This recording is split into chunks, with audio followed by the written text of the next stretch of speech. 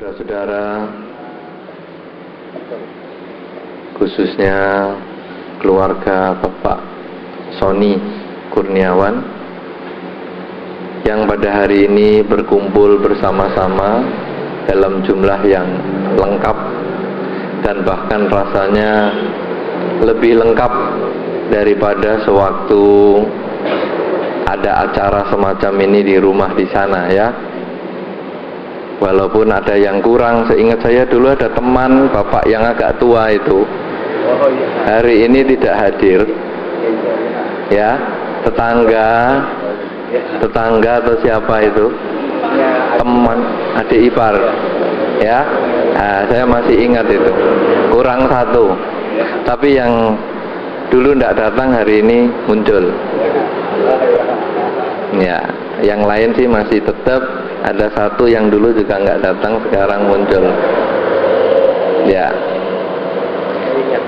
Baik, saudara-saudara, satu kesempatan yang baik sekali kalau di dalam kehidupan kita sehari-hari kadang mengaitkan kegiatan agama dengan kegiatan kehidupan keduniawian. Walaupun kadang-kadang di dalam agama Buddha orang sering memandang salah, dikatakan, wah, agama ini tidak bisa dihubungkan dengan keduniawian. Buktinya apa? Ya buktinya saja bikunya meninggalkan keduniawian. Memang umat Buddha kalau biku semua isinya tidak bisa mengaitkan agama dengan kehidupan keduniawian, karena memang biku meninggalkan keduniawian, meninggalkan kehidupan berumah tangga, meninggalkan sibuk-sibuknya buka toko, ya, meninggalkan pusing-pusingnya ngisi urusan pajak, tinggal semua itu. Tetapi umat Buddha bukan hanya biku.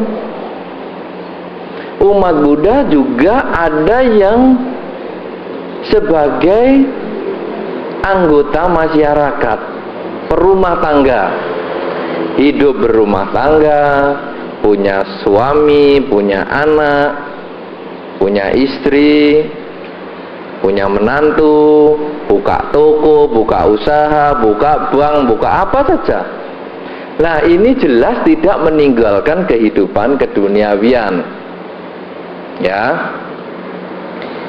Nah, oleh karena itu Dharma atau merupakan ajaran Sang Buddha ini diberikan oleh Sang Buddha bukan hanya untuk para biku saja. Karena murid Sang Buddha pun dulu ada juga selain para biku, raja-raja, para bangsawan, pedagang, bahkan orang miskin sekalipun. Sehingga nasihatnya berlevel-level.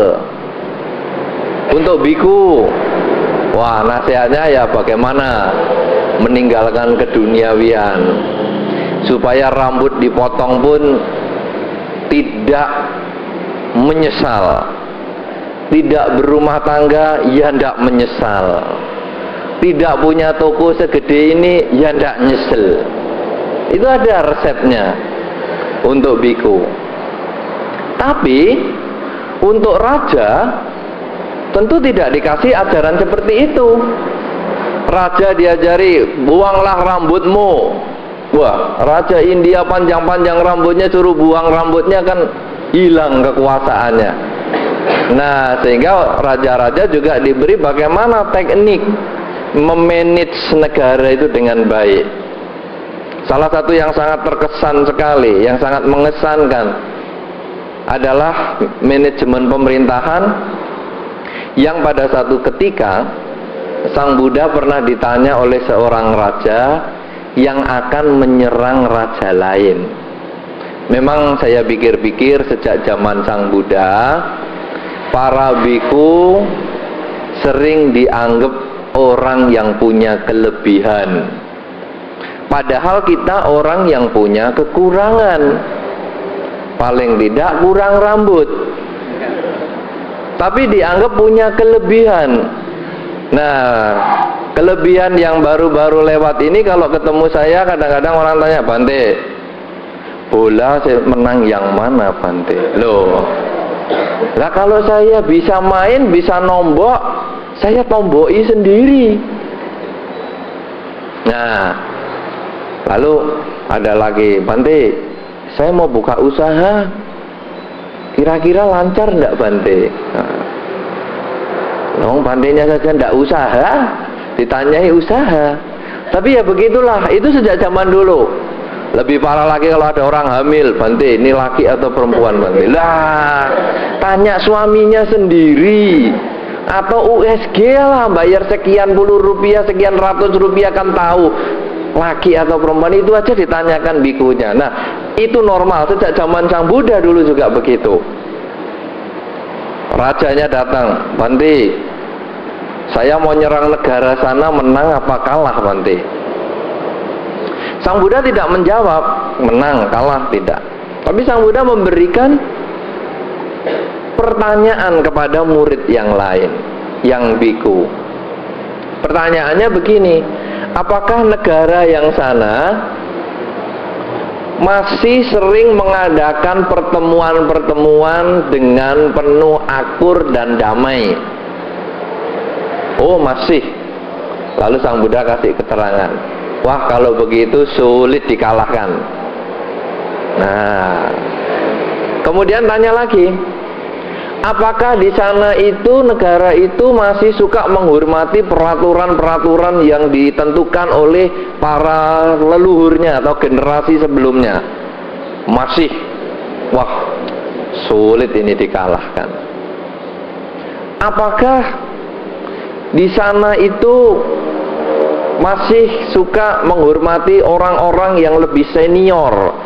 Sering bertanya kepada orang-orang yang lebih senior, bapak-bapak raja yang dulu, bekas-bekas menteri yang sudah tua-tua. Iya. Wah, susah ini dikalahkan. Wah, itu banyak sekali pertanyaannya. Sehingga akhirnya raja yang bertanya ini akhirnya tahu, aduh, iya ya, ini sulit ini dikalahkan. Nah, lalu raja ini membangun negaranya berdasarkan manajemen yang diajarkan Sang Buddha tadi. Jadi membentuk, sering ada pertemuan, forum-forum komunikasi, istilah zaman sekarang. Ya, kemudian tidak ganti menteri, ganti peraturan, tidak begitu. Ya, kemudian bertanya kepada leluhur jenderal-jenderal yang lebih tua, bagaimana ini? Sehingga akhirnya negaranya dia menjadi aman dan di sana juga aman. Nah, ini manajemen terhadap negara diterangkan. Kemudian juga ada manajemen untuk kehidupan berumah tangga. Bagaimana syaratnya suami istri supaya akur, selalu usianya bertahan untuk waktu yang lama, kurang cekcoknya. Walaupun cekcok suami istri itu katanya bumbu di dalam perkawinan, tapi kalau cekcok terus kan kebanyakan bumbu, ya, itu bisa tekanan darah tinggi. Nah, jadi bagaimana resepnya? Ya, Sang Buddha juga kasih keterangan, tidak terus, oh, tidak baik berumah tangga, jadi biku semua saja, kan tidak begitu. Ada caranya gimana? Suami istri kalau mau akur-akur, paling tidak ada 4 hal yang sama, minimal 4. Lebih banyak yang sama, lebih bagus. Kurang yang sama, kurang bagus. Apa itu? Sama yang pertama, punya keyakinan yang sama. Keyakinan apa saja, tapi pokoknya sama. Kenapa? Karena kalau keyakinannya nggak sama itu sudah cenderung rewel. Satu contoh, pacaran duduk berdua dan nyamuk, itu nanti sudah masalah. Nyamuk ini ditepuk, apa nyamuk ini dibiarkan hidup? Yang Buddhis ngomong biarkan, ini kan makhluk kasihan. Yang bukan Buddhis ngomong bunuh saja. Akhirnya urusan nyamuk jadi cekcok. Ini kan bermasalah. Padahal kalau sama-sama Buddhis, bagaimana? Biarkan, ya udah biarkan dah. Nging, ya anggap saja hiburan seperti nyetel radio. Terus ngomong-ngomong, nging, ini nyamuk juga mau ikut pacaran nih. Lah kan santai, sama-sama seagama. Atau sama-sama bukan Buddhis. Nging, tepuk, ya tepuk, cari, tepuk, plek, selesai, duduk manis lagi. Nging, ada nyamuk mengganggu lagi, tepuk lagi, selesai. Nah, karena memiliki satu keyakinan lebih mudah. Ya, jadi tidak perlu pusing-pusing. Pokoknya apa problemnya, hadapi pada masalah itu, tidak perlu bertengkar urusan keyakinan dulu. Itu yang pertama. Tapi agama yang sama bukan merupakan jaminan kebahagiaan. Masih ada, yaitu perilakunya punya kemiripan juga. Sama-sama tidak suka bohong, sama-sama tidak suka menyakiti, sama-sama tidak suka memiliki keinginan punya pasangan hidup yang lain. Ini perilaku yang harus seimbang. Coba kalau salah satu suka bohong, nanti kan yang satu juga ikut stres. Ini ngomongnya benar apa salah, ini bohong apa jujur. Akhirnya di dalam rumah tangga itu juga menjadi bermasalah karena perilakunya tidak sama.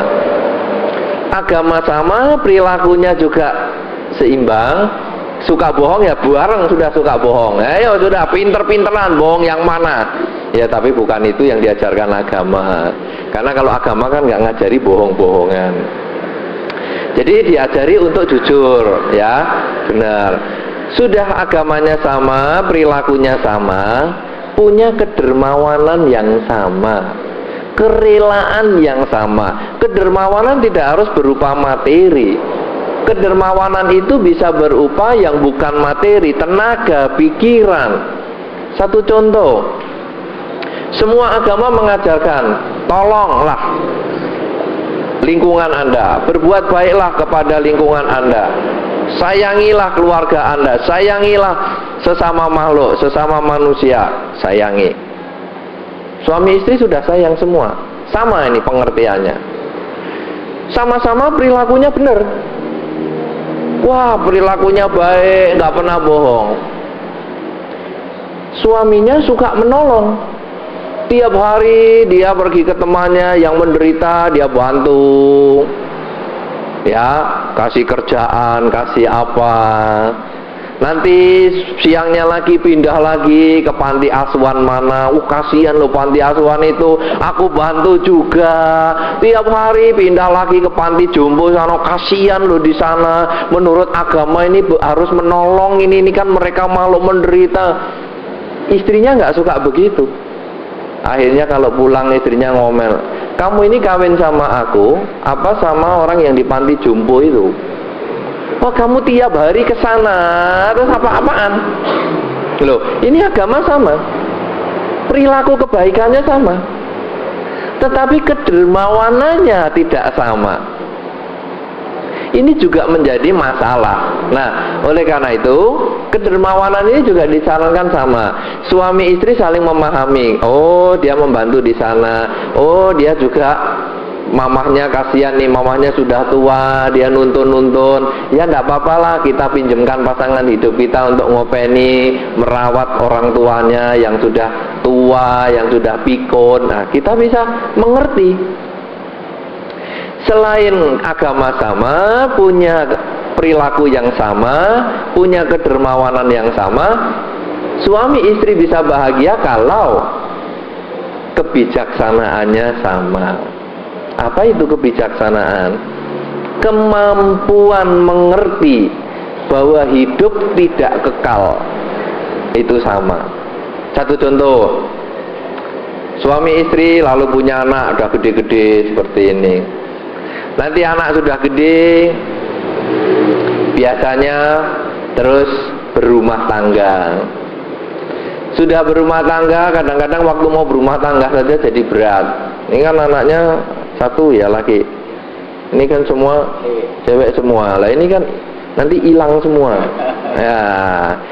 Kalau kedermawanannya enggak, kebijaksanaannya enggak sama, bapaknya ngomong, ya sudahlah, orang anak sudah gede ya ikut suaminya.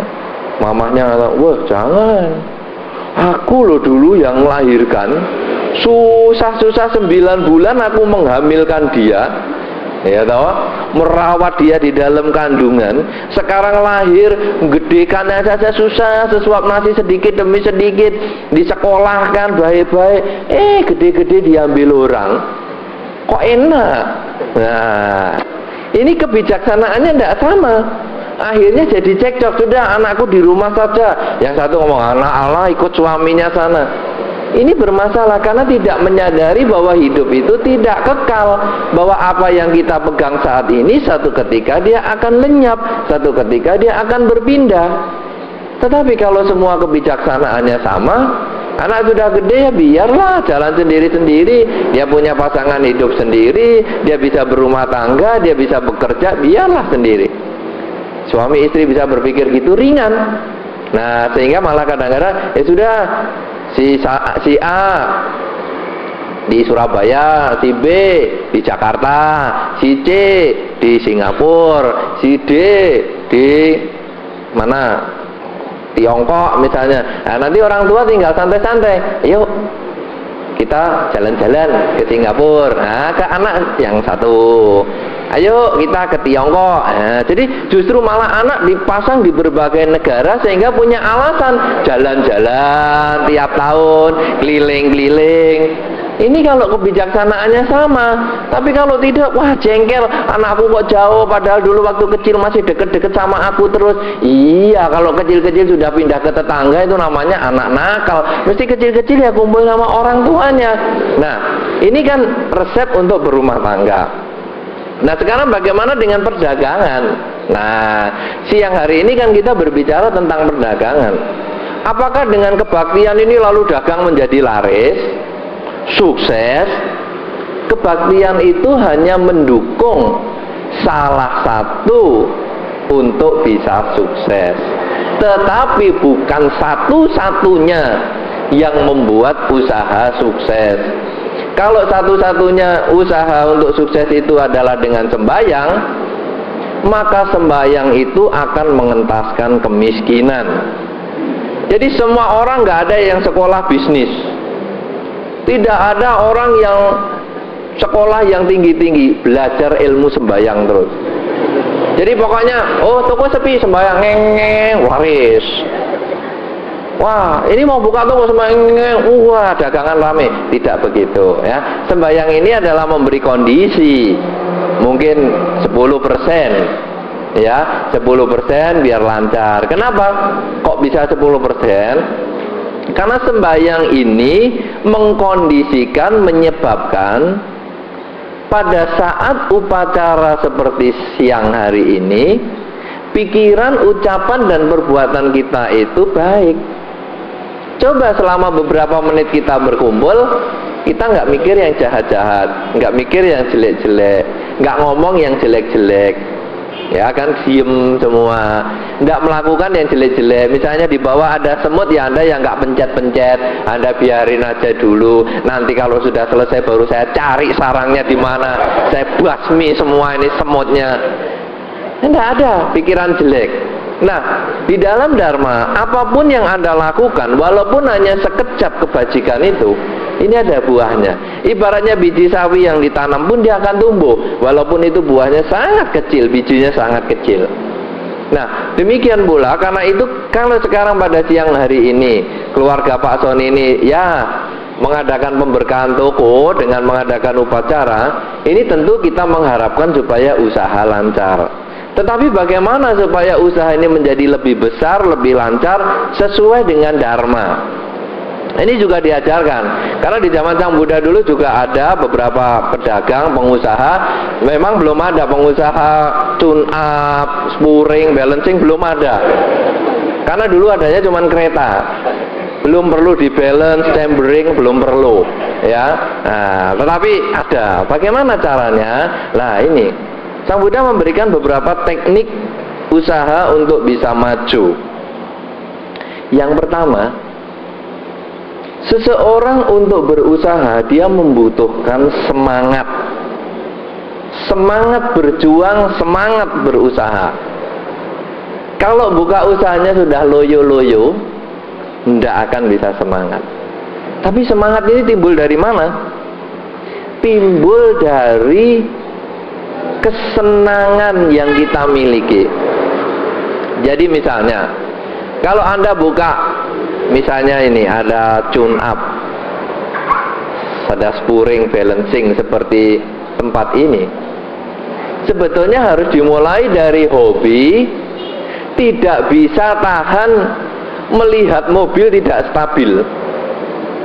Oh, jalan goyang-goyang lo mobil ya, goyang-goyang tidak enak. Oh, ini perlu ada spuring balancingnya. Nah, ini kok rasanya mesin jadi berat. Wah, ini di tune up. Nah, macam begitulah. Bener nggak ya kira-kira ya? Nah, soalnya saya tidak tahu mesin itu. Kira-kira saja.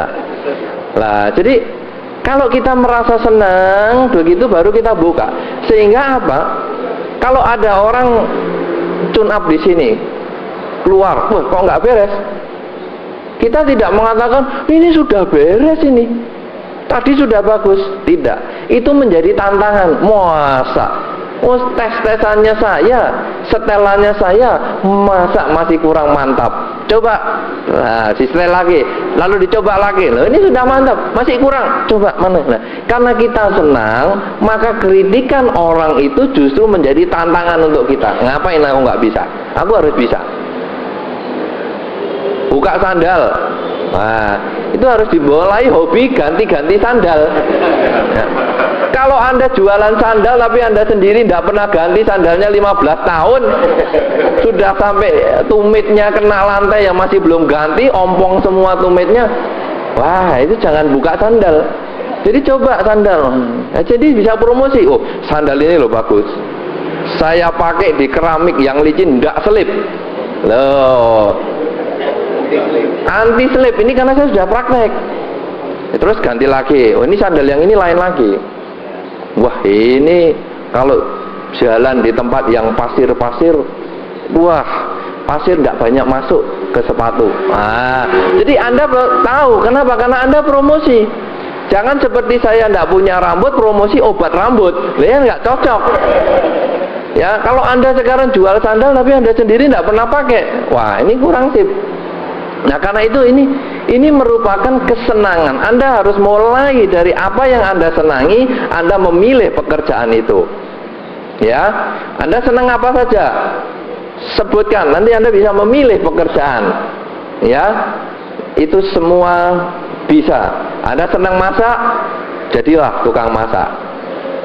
Kenapa? Berarti Anda tahu, oh ngicipi enak, oh masak. Orang kasih pesanan yang sulit-sulit, bagi kita menjadi tantangan, bukan menjadi halangan. Duh, jadi tukang masak nggak enak ya, pesanannya kok sulit-sulit seperti ini. Enggak, ini tantangan. Bagaimana caranya? Nah, itu yang pertama adalah hidup bersemangat. Karena bersemangat, maka kita nanti berusaha untuk mencari sebanyak mungkin penghasilan. Lu apakah boleh? Boleh. Karena tujuan agama Buddha yang pertama, hidup di dunia bahagia, kecukupan sandang dan pangan. Manusia kalau belum cukup sandang pangannya, tidak bisa bahagia. Kalau perutnya masih lapar, makannya 3 hari sekali. Aku bahagia kok makan 3 hari sekali. Bohong. Ya, jadi kita harus berusaha mencari kecukupan sandang dan pangan itu. Lebihku kan sandang pangan bagaimana cukup? Cukup. Kita cukup 1 potong, ya sudah. Ya, jubah ini modelnya kemana-mana tetap ini. Dulu saya pergi ke rumah sana, jubahnya ya begini. Hari ini ya begini. Nanti Anda ketemu saya di wihara ya begini. Anda ketemu saya di rumah sakit ya begini. Anda ketemu saya di rumah bersalin ya begini. Saya juga pernah saya berkunjung ke rumah bersalin. sampai dikira Pak Biku mau tengok anaknya. Loh, oh istri aja nggak punya suruh tengok anak ya, anaknya orang yang saya suruh berkahi di rumah sakit ya, biar nggak keliru katanya gitu. Ya nanti kalau keliru kan jadi sinetron, tertuker sama tetangganya. Nah jadi suruh kemana-mana kita pakaiannya ini. Nah bagi kita ini cukup. Mungkin Anda nggak cukup pakaian tidur, pakaian olahraga, pakaian ke pesta, pakaian apa saja Anda kan lain-lain. Kalau kita para biku cuma satu dan ini kita merasa cukup. Kemudian makan juga kita cukup, sekali sehari cukup. Walaupun bisa disediakan 3-4 kali tapi kita cukup. Nah, oleh karena itu, karena biku sudah bisa cukup sandang pangannya, maka dia bisa mengembangkan batin dalam bermeditasi dan sebagainya. Umat, tahap yang pertama adalah mengembangkan sandang pangan. Setelah sandang pangannya cukup, baru mengembangkan batin. Apakah yang disebut mengembangkan batin? Membagikan sandang pangan yang lebih di antara kita kepada mereka yang menderita. Itu juga bagian dari kebahagiaan batin, merasa bermanfaat. Nih, pakaianku daripada tak simpen lama, aku bagikan ke panti asuhan sana sini. Aku bisa sehari makan 5 kali, tapi aku cukup 3 kali, yang 2 aku tabung, aku bikinkan untuk panti jompo. Kita merasa bahagia. Nah, jadi yang pertama adalah kecukupan sandang pangan. Kita usaha keras dengan penuh semangat. Kalau sudah penuh semangat, yang kedua, kita harus bisa menjaga segala sesuatu yang kita peroleh. Saya tadi mendengar dari Pak Sony, wah, tempat ini mau direnovasi. Bagus. Ini namanya menjaga yang sudah diperoleh. Jangan sana bolong, sana ompong, sini ompong, sana bocor, sini bocor. Biarin aja, kan ada orang yang punya rumah begitu. Bocor ya dikasih ember. Loh besok bocornya kok pindah ya, embernya digeser. Loh besok bocornya kok tambah ya, tambah ember. Nah nanti tidurnya bagaimana ya, diantara ember. Nah ini nggak beres. Ada itu orang yang begitu. Nah ini kan kalau sudah bocor-bocor direnovasi. Kemudian Pak Sony tadi merasa oh mungkin tempat ini sudah tidak mencukupi kebutuhannya, mau direnovasi. Ini adalah merupakan tahap yang kedua, bahwa kita menjaga segala sesuatu yang kita miliki. Karena memperbaiki lebih sulit daripada menjaga.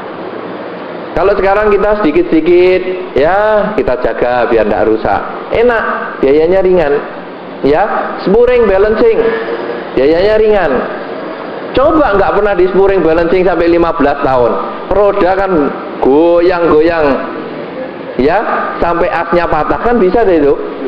Nah itu kan spuring balancing kan biaya murah terus gitu. Nah ini disebut menjaga apa yang kita miliki. Tadi saya sudah kerja keras, saya bisa dapat mobil. Tahap yang kedua saya jaga servis, spuring balancing, di tune up, di apa. Nah ini supaya umur mobil ini menjadi panjang. Pak Sony bisa kerja sehingga mendapatkan tempat ini, dijaga supaya tempat ini bisa berusia lebih panjang, sehingga tidak menimbulkan kerusakan yang lebih berat. Nah kemudian setelah kita bekerja dengan penuh semangat, itu sebagai tahap yang pertama. Yang kedua menjaga apa yang kita peroleh. Yang ketiga, kita harus juga memilih teman. Karena kadang-kadang teman itu suka menjerumuskan kita. Kita harus selektif. Berapa banyak orang yang kena narkoba gara-gara teman. Jangan dikira teman itu selalu baik. Ya, kebetulan punya uang. Yang kena narkoba biasanya yang kena uang, karena itu harus hati-hati yang punya uang. Pergi, coba nih obat nih, tak mau papaku nggak boleh. Papamu kan nggak tahu. Ini obat enak, nggak agama nggak boleh. Walah ikut agama kuno. Ini loh obat bagus. Enggak obat. Kalau enggak, berarti kamu ini tidak kompak. Kamu ini bukan temen, kamu ini bukan grup. Cobalah satu, ya udahlah satu. Coba lagi satu. Lama-lama ketagihan. Kenapa? Karena temen yang tidak baik. Di dalam Dhamma disebutkan, kalau kita punya daging busuk dibungkus daun, daunnya ikut busuk. Kalau kita punya kayu cendana dibungkus kertas, kertasnya juga ikut wangi kok. Jadi pergaulan kemana kita pergi, pengaruhnya besar. Walaupun Anda sudah bekerja dengan penuh semangat, Anda sukses kaya raya, bisa mendapatkan segalanya, dan Anda bisa mempertahankan kekayaan Anda, tetapi kena teman yang tidak baik, habis segalanya. Saya pernah ada satu pengalaman seorang umat yang dia mulai dari nol. Dia bekerja dengan keras, dia mendapatkan aset yang cukup banyak, sampai akhirnya dia menjadi orang yang cukup kaya untuk di Surabaya ini. Tetapi karena temannya, karena sudah orang kaya, dia ke diskotik, kemana kena narkoba. Sudah kena narkoba, lama-lama otaknya berubah.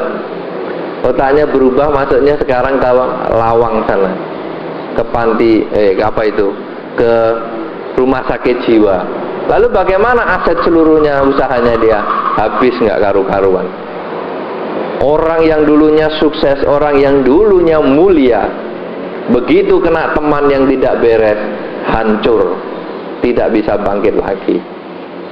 Teman ini penting sekali. Karena itu saudara, kalau Anda ingin sukses, bukan hanya kerja keras, bukan hanya pandai merawat apa yang Anda dapatkan, harus pandai memilih teman.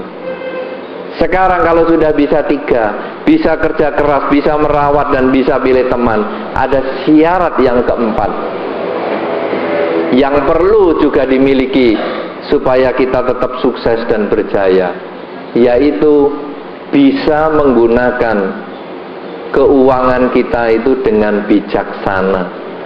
Bagaimana yang disebut bijaksana di dalam Dharma? 100% yang kita miliki digunakan untuk kehidupan itu 25% atau seperempatnya.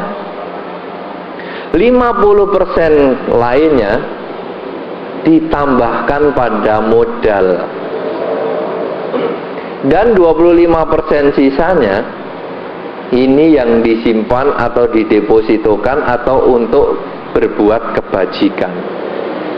Ya, jadi untuk menolong keluarga, menolong saudara, ngutangin teman, ini yang 25%, bukan yang 50%. Nah, dengan demikian harta kita itu dibagi menjadi 4 bagian.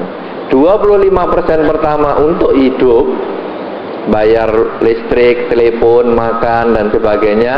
Kemudian 50% itu untuk modal usaha, dan 25% sisanya ditabung atau untuk berbuat kebajikan. Dengan cara demikian ini, maka usaha kita bisa lancar, kehidupan rumah tangganya tetap bertahan, dan kehidupan bermasyarakat sosial pun kita tetap bisa kerjakan. Nah, ini adalah beberapa nasihat yang bisa digunakan untuk kehidupan berumah tangga, khususnya di dalam bekerja. Hari ini Anda tadi bisa melihat bahwa ada yang untuk raja bagaimana memerintah, ya. Kemudian juga untuk para biku bagaimana, ini ada. Demikian pula untuk kehidupan berumah tangga ada. Kehidupan sebagai pekerja, pedagang ada. Kenapa demikian? Karena Sang Buddha ini mengajar 45 tahun lamanya, sejak umur 35 sampai 80 tahun, dan satu hari ceramah 6 kali, sehingga dikumpulkan ceramahnya itu menjadi 84.000 ceramah. Sangat banyak. Karena itu kitab suci agama Buddha itu 46 buku yang tebal-tebal segini nih, ya. Tetapi itu semua adalah digunakan untuk kehidupan berbagai segi profesi, biku, umat biasa, perumah tangga, pedagang, maupun yang lain-lain. Bahkan nanti ada teori ekonomi, teori kesehatan, ilmu pengetahuan, itu banyak sekali yang kita bisa bahas di dalam masa-masa yang mendatang. Tapi paling tidak pada siang hari ini, di dalam kesempatan pemberkahan toko atau usaha Bapak Sony Kurniawan ini, paling tidak kita bisa mengingatkan bahwa di dalam Dharma sesungguhnya upacara pemberkahan ini nilainya 10%, yaitu memberi kondisi kita berbuat baik sehingga kebaikan ini berbuah sesuai dengan harapan kita, yaitu toko menjadi lancar. Tetapi yang paling penting, bekerjalah dengan penuh semangat, pandai untuk menyimpan hasil kerja dan juga memperbaiki segala sesuatu yang rusak, yang bisa mempertahankan usaha kita itu untuk lebih panjang. Kemudian pandai memilih teman dan juga dengan bijaksana menggunakan harta yang kita miliki, sehingga akhirnya kebahagiaan kita itu berjalan seimbang. Kebahagiaan duniawi, kebahagiaan batin pun akan seimbang. Inilah yang bisa diberikan di dalam Dharma, yang agama bukan hanya terlepas dari keduniawian, tetapi agama yang bisa digunakan di dalam kehidupan sehari-hari, baik sebagai pedagang maupun yang lain-lain. Semoga dengan kekuatan kebaikan yang kita lakukan pada siang hari ini, keluarga Bapak Sony Kurniawan dan juga yang lain-lain memperoleh kebaikan dan kebahagiaan sesuai dengan yang diharapkan. Semoga semua makhluk, baik yang tampak maupun yang tidak tampak, akan memperoleh kebaikan dan kebahagiaan sesuai dengan kondisi karmanya masing-masing. Sabbe satta bhavantu sukhitata.